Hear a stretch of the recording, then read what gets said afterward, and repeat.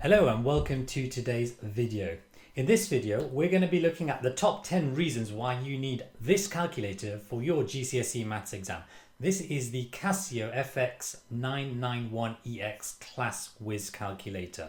This one has so many functions compared to the other calculators that this one will give you an unfair advantage in your exam. I've outlined what I feel are the 10 most important features of this calculator, and I'm going to go going through each one of them step by step in this video.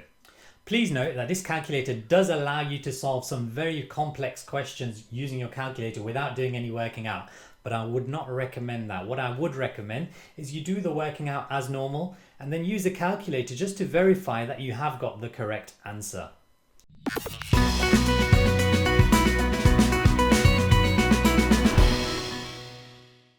Feature number 1, we can produce a table of data using the calculator. So what we have over here is a question from the GCSE paper. It's from the June 2018 paper 2H.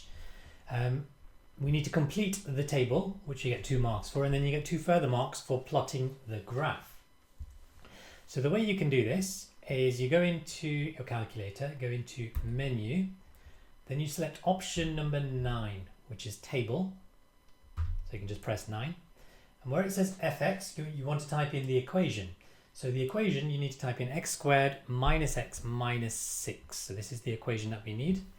So the x button, you can find either using alpha and close bracket, or in this calculator, you've also got the x over here, which is a lot easier to use.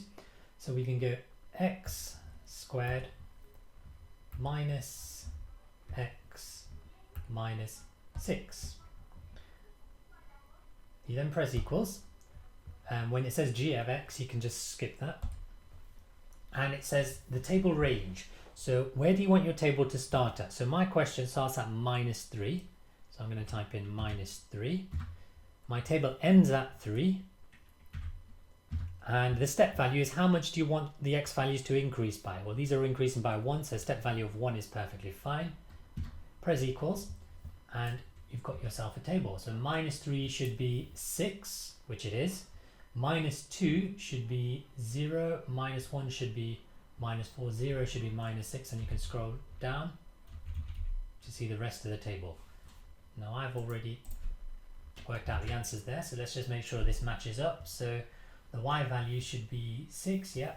0. Yes. Minus 4. Yes. Minus 6. Yes. And then we've got another minus 6, minus 4, and a 0. Okay, so that's completing the table. And then you can also, you get a further 2 marks for plotting the graph. So to plot the graph, you would just be plotting the coordinates of minus 3 and 6. And over here, you'd plot minus 2 and 0, and so on. So that's how you produce a table of data using your calculator. Feature number 2. Solve simultaneous equations with 2 or even 3 unknowns. So to get this mode up, you need to press menu, and you're going to scroll down to the to option A. So it's after 9. So you go to A. So select that, and then we want to select simultaneous equation, which is option number 1. And then how many unknowns. So the question we're looking at is this one here, which is taken from the Edexcel June 2017 paper 3. It's a 3-mark question. So how many unknowns do we have in here? We've got x and y, so there are 2 unknowns. And then you type in the equation. So you need to make sure it's written in this form. Okay, so you might need to do some rearranging. Our question is in the correct form. So it's 3x. So you can just press equals to move to the next cell. So 3x plus y, so that's 1y we need to type in, equals minus 4. And then 3x minus 4y equals 6. And then just press equals one more time. And that gives me x is minus 2/3 and y is minus 2. Okay, and I worked this out earlier, so hopefully we have the same answer yet. X is minus 2/3 and y is minus 2. So that's how you solve simultaneous equations using the calculator.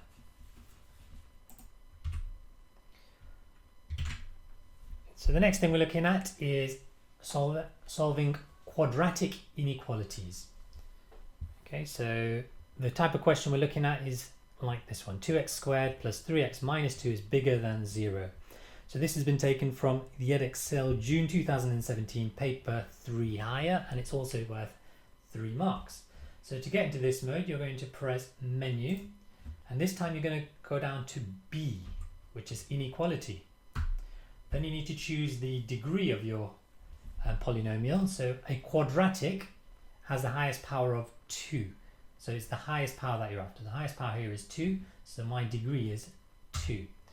And then you select the option from 1, 2, 3 or 4.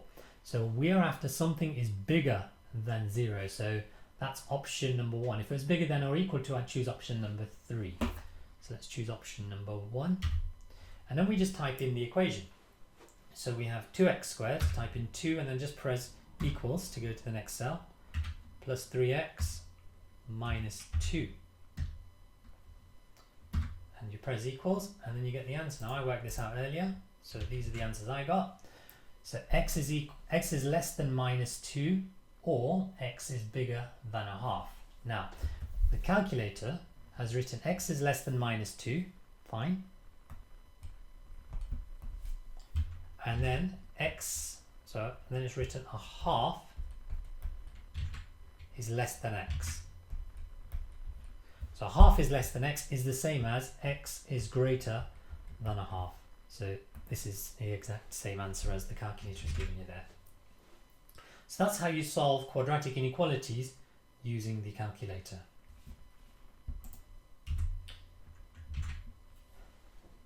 Feature number 4, solving quadratic equations using the calculator. So a quadratic equation like this, solve 5x squared equals 10x plus 4. Give your answer to 2 decimal places.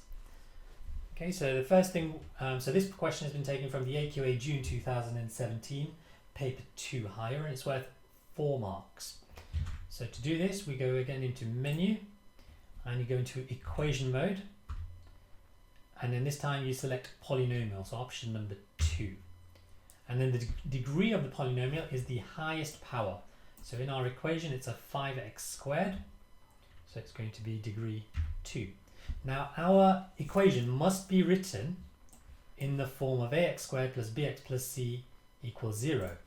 Now clearly our equation is not written in that form right now, so we need to rewrite that. So I'm going to bring everything over to the left hand side.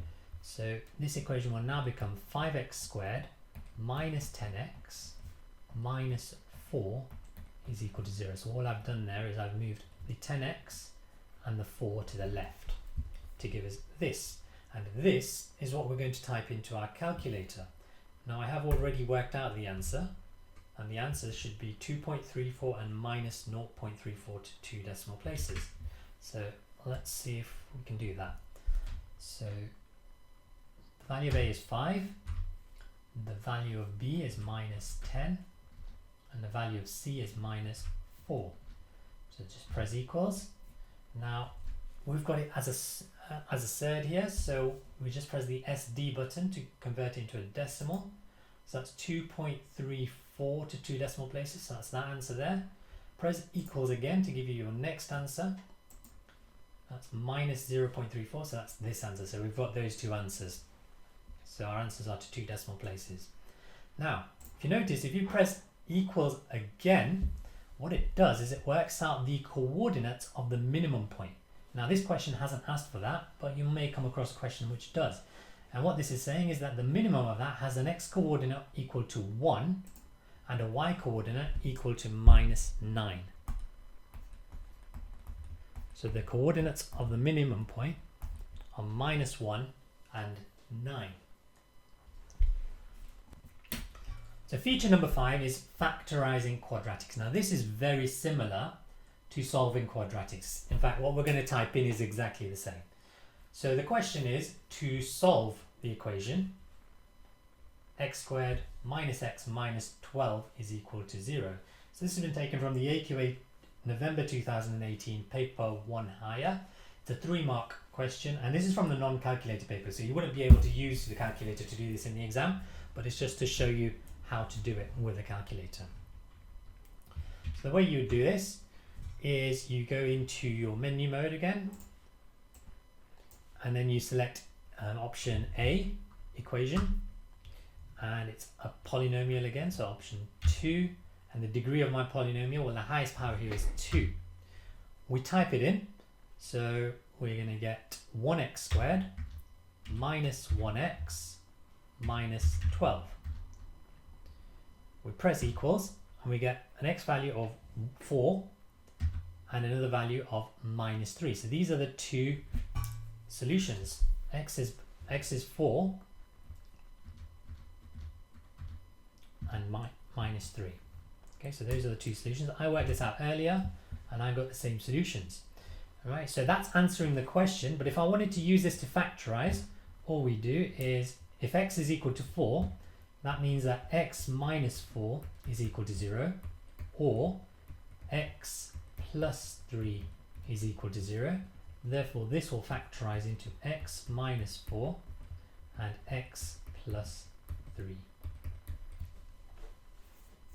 Okay, so that's feature 5, factorizing quadratics.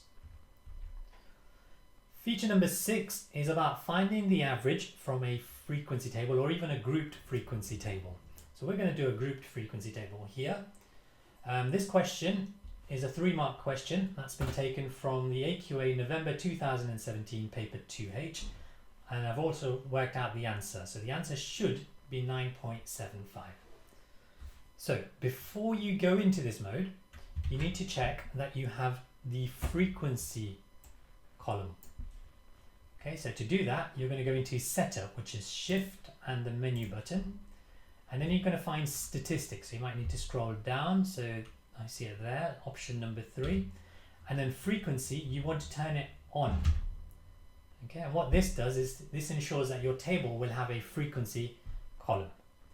So now we go on to do the question. So we choose menu, we go to option number 6, which is Statistics, and then we pick 1 minus variable, which is number 1. Alright, and the bit that we did before, that allows us to have this frequency column. Okay, without that, we would just have one column here. Now, in the X column, we need to enter the midpoints, and in the frequency column, we're going to enter the frequencies. So, the midpoint of 0 and 5, let me just work these out for you. So, the midpoint of 0 and 5, halfway between them, midpoint, is 2.5, because 0 and 5 divided by 2 is 2.5. 5 and 10 is 15, divided by 2 is 7.5. 10 and 15 is 25, divided by 2 is 12.5, and 15 and 20 is 35, divided that by 2 is 17.5. So these are my midpoints. So I'm going to plot this in the X column and this one in the frequency column. So my X column are 2.5, and I'll just press equals to go down to the next one. 7.5, 12.5, 17.5.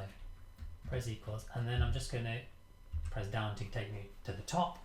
And now my frequencies, I'm going to put in these numbers. So 20, 48, 30, 22. Make sure you press equals after that last one. Now, you're going to press the AC button, the all clear button. Okay, and don't press on because you'll lose everything. So you press the AC button, all clear. And now you're going to press option, and then you're going to select number 2, 1 minus variable calculations. And then the number that we're after for the mean is x bar. So x bar represents the mean, which is 9.75, which is the answer that I worked out when I did this manually as well. All right, there are a few other interesting things here, especially if you study GCSE statistics or GCSE further maths. Okay, so some of these may be of use to you as well.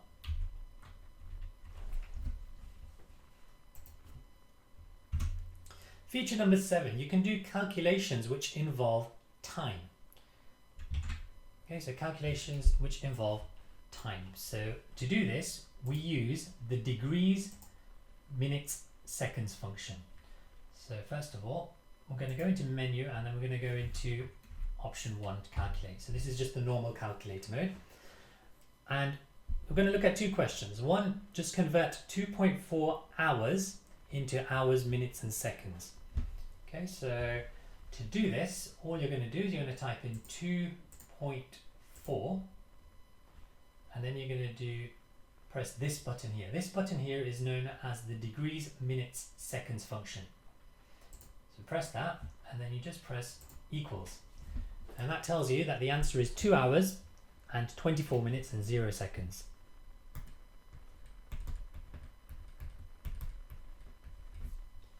Okay, so all you do is you type in the hours and then you press the degrees, minutes, seconds, press equals, and that will give you the answer in hours, minutes and seconds. Another type of question we can do is if a train leaves a train station at 2:50 p.m.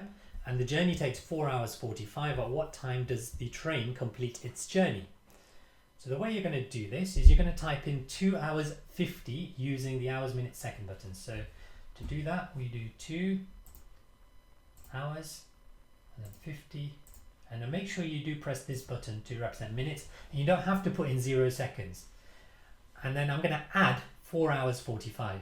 So I'm going to do add and then 4, so 4 hours and then 45 minutes. Make sure you do press that at the end, otherwise you will get a syntax error.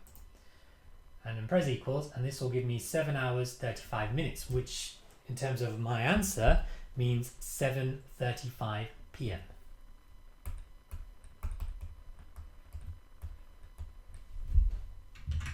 Okay, so that's how you do calculations involving time. All right, the next one we're looking at is converting between mixed and improper fractions. So to convert between mixed and improper fractions, you can just go into your normal calculator mode. So menu and 1. And if I want to convert, the question is convert 17/6 into a mixed fraction. So the way you do that is you enter the improper fraction using the fraction button. So that's the fraction button. We're going to type in 17/6. You're going to press equals. And then above the SD button, you've got this mixed to improper conversion. So you're going to do shift and the SD button. And that gives you 2 and 5/6. So 17/6 is equal to 2 and 5/6.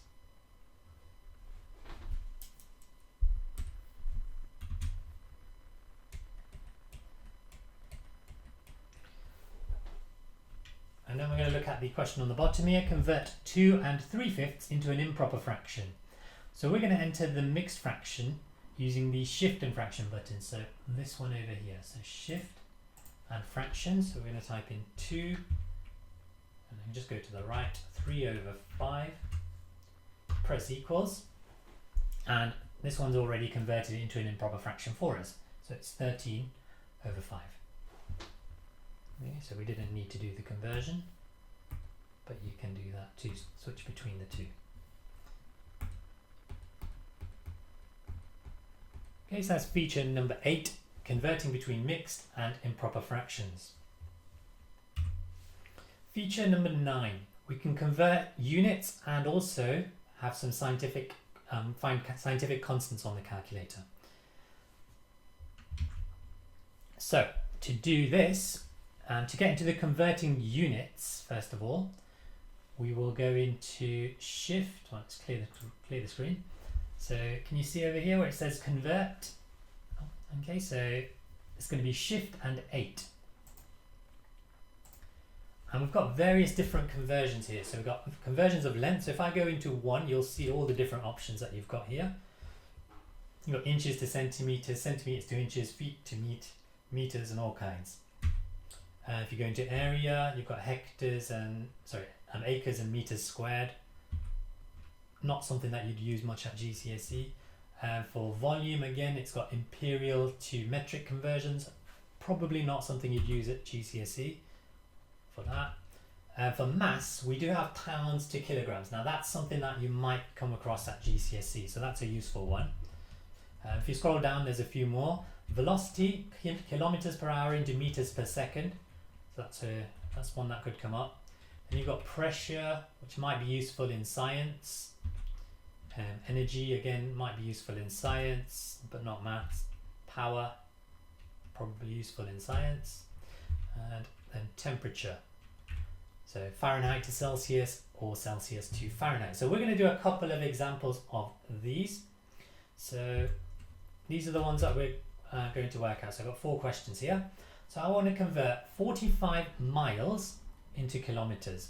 So miles to kilometers, that's a measure of length. So I'm going to go into option number 1. And then miles to kilometers, that's option 7 here. And then all you do is you type in the number of miles before the conversion, so 45. So this converts 45 miles into kilometers. And that is 72.42.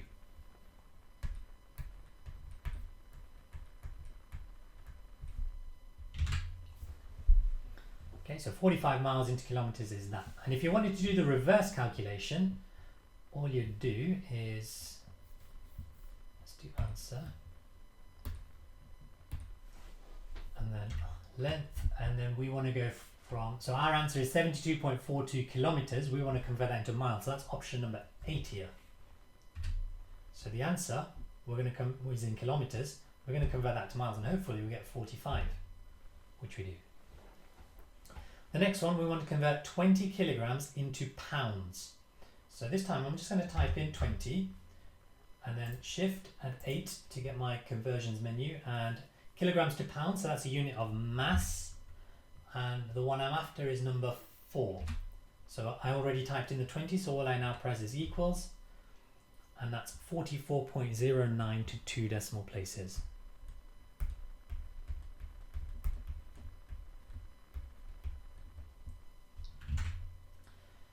The next one, convert 10 meters per second into kilometers per hour.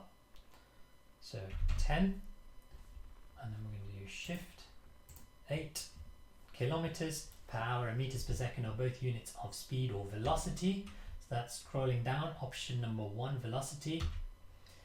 And I'm in meters per second, and I want to convert to kilometers per hour. So that's option number 2 here. Press equals, and that's 36. So the answer, 10 meters per second is equal to 36 kilometers per hour. Finally, we want to convert 410 degrees Fahrenheit into Celsius. So that's going to be shift and 8 to get my menu up, and it's the temperature. So scroll down all the way to temperature, option number 1 here. And I'm going Fahrenheit to Celsius, which is number 1. This could be useful if you're cooking and you needed the oven, and the recipe is in Fahrenheit. Press equals and you get 210 degrees.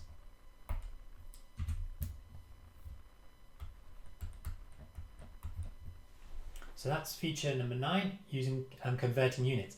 Now also scientific constants. I'm just going to show you where they are. There's not much use for this in maths, but you may find this useful in science. So constants are over here, so it's shift and 7 instead of shift and 8. And there's a number of constants here. So number 1, you've got some universal constants there, so they may be useful to you in science, but you're not going to find any use for this at GCSE Maths. Some of these are useful at A-level Maths, but not for GCSE. Okay, so I'll just scroll through a few of them.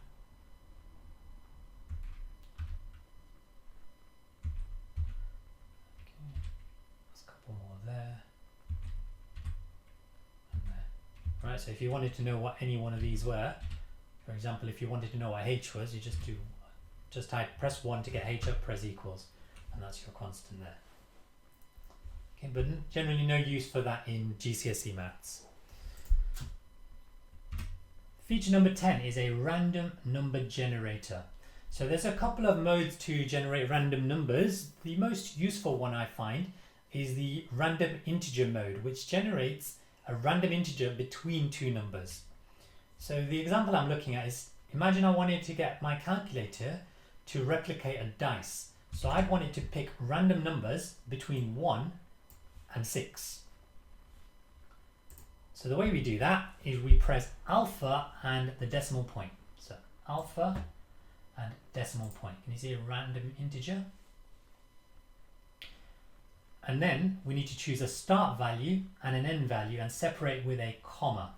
So for the dice, I want to find numbers between 1 and 6. So I need to put a comma in. Now to get the comma is over here with the shift and close bracket. So shift and close bracket is my comma, and then 6, and then make sure you close that bracket. Press equals. So my first random integer is 4, and then again is 2. Just keep pressing equals. 3, 2, 3, 2, 4, 3, 1. Okay, and this is completely random. Okay, so we're getting a random number every single time. Okay, and that's how you use the random number generator on your calculator.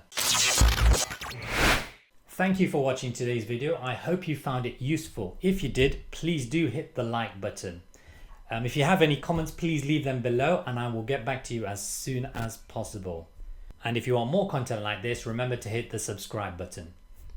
Thank you for watching. See you next time.